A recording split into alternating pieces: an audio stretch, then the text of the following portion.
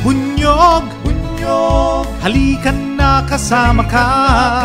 Bunyog, kapag buklod ay may pag-asa.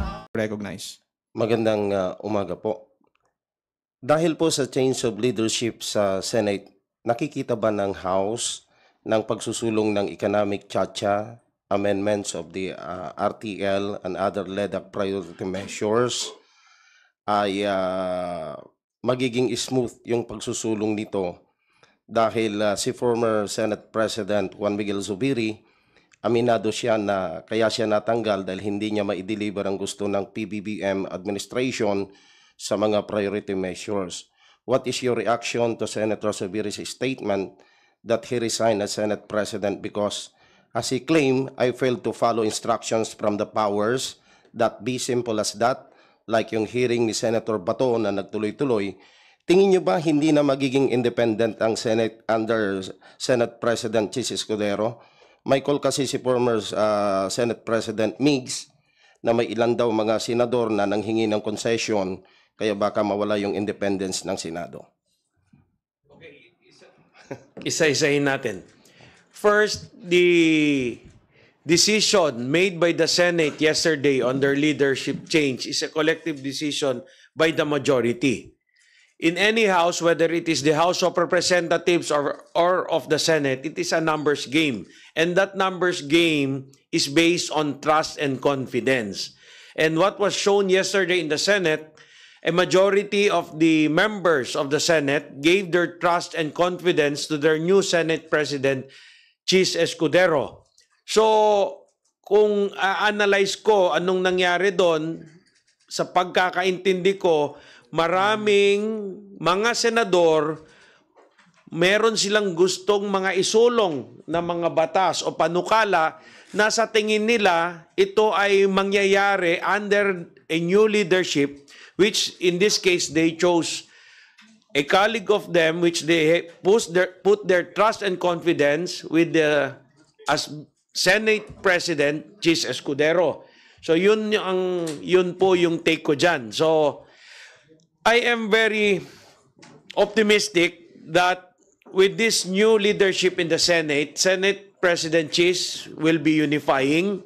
I am optimistic that he will also push for the economic reforms needed in the Constitution. So with that, we look forward with the relationship of the House and the Senate under the leadership of Senate President Chis Escudero and House Speaker Martin Romualdez. Sa tingin ko mas magiging harmonious. We can work closely together. And I think the senators also are very eager to finish what the other priority measures has been agreed upon in the LEDAC. In fact, I already sent a message to the new majority leader in the Senate, Senate Majority Leader, Senator Francis Tolentino. I told him, Senator, I look forward in working with you, and I hope with you there as Senate Majority Leader and with me in the House, we can align our legislative priorities because we need the cooperation and we need the two houses to move as one in trying to finish what we agreed upon in the LEDAC and also what we agreed upon to pass as priority measures. Right now, we still have about 736 measures which we are waiting for Senate action. Of the LEDAC priority measures, we already passed 20. Meron pa kaming of course, the House already passed 56 out of 59. But as you said, ito galing na to sa kanila na siguro merong mga may statement na inisyo si former Senate President Miguel Zubiri na medyo nagkulang siya. Hindi siguro wala po sa amin ang desisyon na palitan siya. Ang desisyon po nasa bawat isang senador. Each and every senator with his own independent mind has come up with a decision on how to move things in the Senate. And that's my take on why they did such action yesterday, because probably they would also want things moving in the Senate. And I forgot aning isa. Yung sinasabi niya na may mga senator na humingi ng concession, baka mawala daw yung independence ng Senado. Wala. Siguro, pag-usapan ng mga senador, siguro sila mag-usap-usap dyan. Sa tingin ko, nag-usap-usap naman talaga yung mga senador sa mga nangyayari sa kanila, which resulted the senators in coming up with a decision for a leadership change. I think that is what they have been doing for the past weeks or months. So, kung ano mang concession, we are not privy to that. Thank you. Do our honorable guests have any additional comments? Okay. Hindi, nasabi na lahat ni Madjo eh. Hindi, kasi ganito yan. Of course, the Senate has maintained their independence on certain national issues.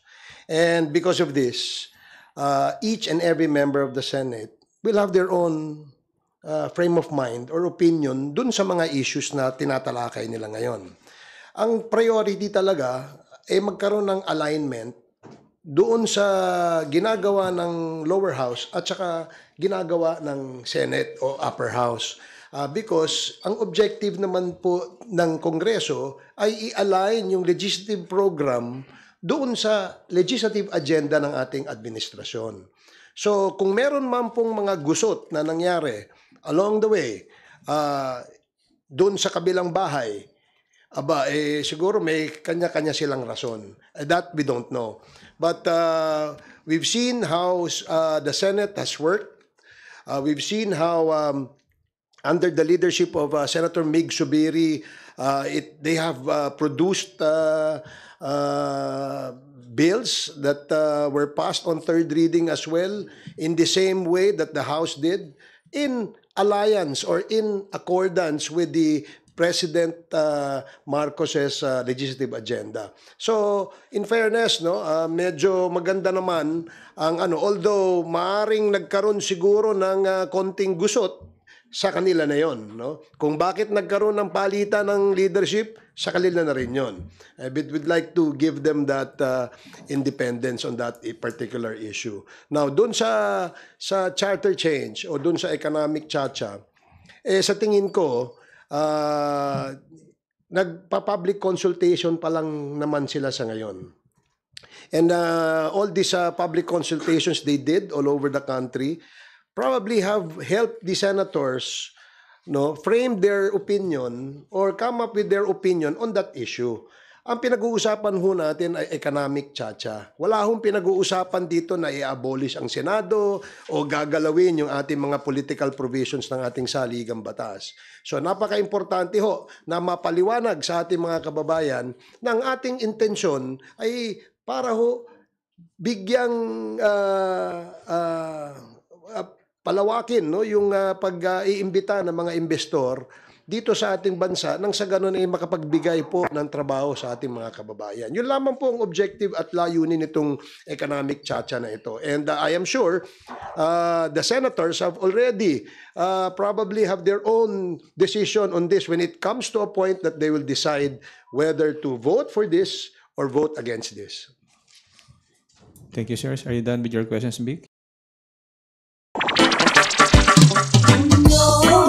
May hulanong salita na ang ibig sabihin dito ay ang pagkakaisa. Bunyog Party List. Halika na, Bunyog Party List ka na. Halika na, Bunyog Party List ka na.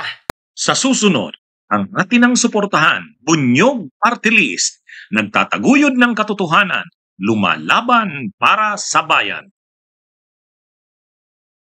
Bunyog, bunyog, halikan na kasama ka. Bunyog, bunyog. pagbuklod ay may pag-asa. Luzon, Visayas, Mindanao, isa ang pananaw. Sa bagong Pilipinas ang bunyog isisigaw.